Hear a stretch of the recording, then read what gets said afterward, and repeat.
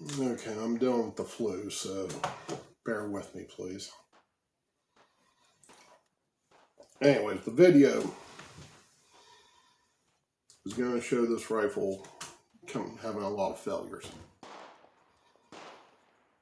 And I do occasionally have a jam up. Usually it will be either you got sand or dirt on the cartridges. Guns don't function with dirt in them. So that obviously would be one reason. Second reason would be it's an AR and they do get dirty. You have to clean them. Well, if you don't clean your AR, especially at 308, after 200-300 rounds, you're going to start getting stoppages there also.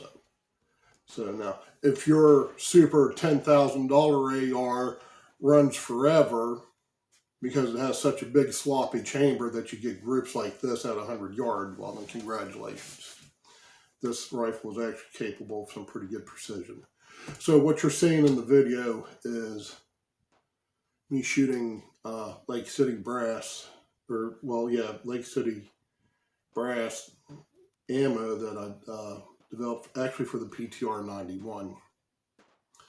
And it functioned fine in there. I made about 300 rounds, maybe 350, and they all functioned fine.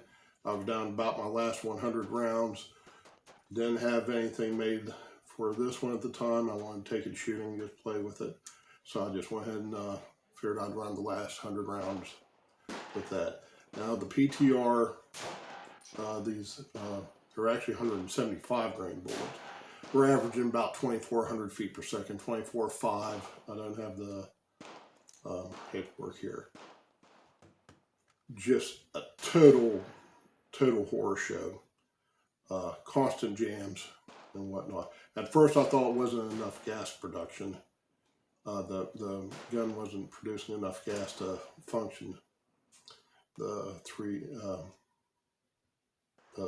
AR gas system. Then it finally turned out that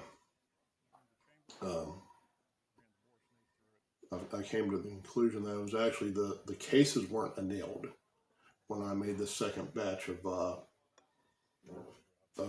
ammo for the PTR. I didn't bother doing it. Yeah, PTR will feed rocks.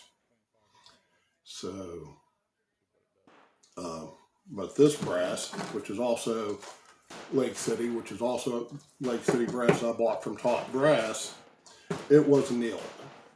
You'll see it used later on in the video. And spoiler alert, worked fine.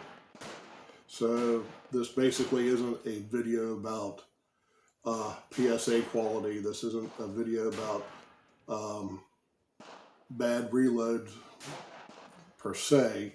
It's a video about having to make sure you start making sure you anneal your cases every one or two cycles.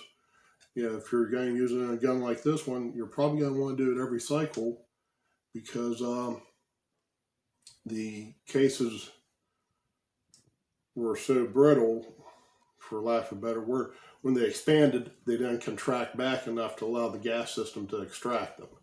Like I said, that doesn't matter in the PTR. I've literally had them feed broken, case head cases that had suffered a case head separation and feed it right back in there. So,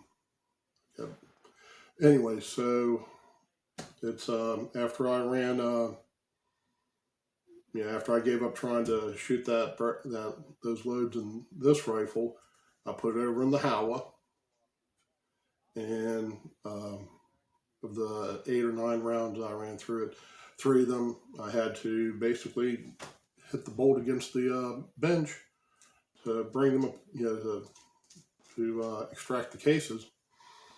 And the same thing, just the cases weren't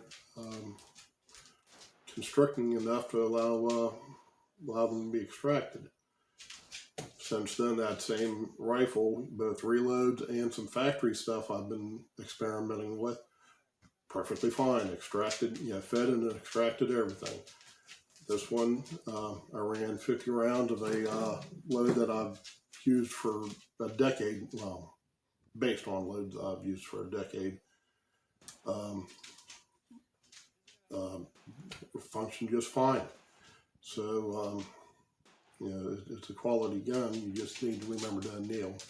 So, thank you for watching, and thank you.